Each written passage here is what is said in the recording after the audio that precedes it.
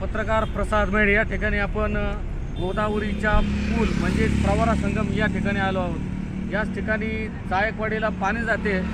आपण इकडं हे दृश्य इकडे पाहू शकता की निवासा मार्गे गोदावरी नदी आणि बाजूला पाहत आहात तर ते मुळा आणि प्रवरा असे या ठिकाणी त्रिवेणी संगम होत असतो, म्हणून या ठिकाणाला प्रवरा संगम असे म्हटले जाते।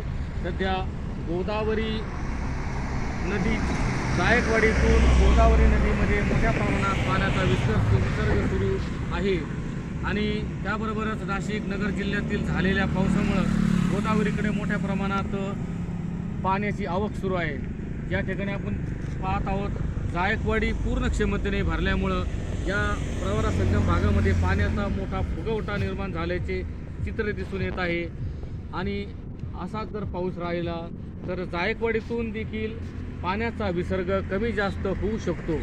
या ठिकाणी प्रवरा संगम येथे सतर्क खबरबाज जिल्ह्यासाठी प्रसाद मेढ।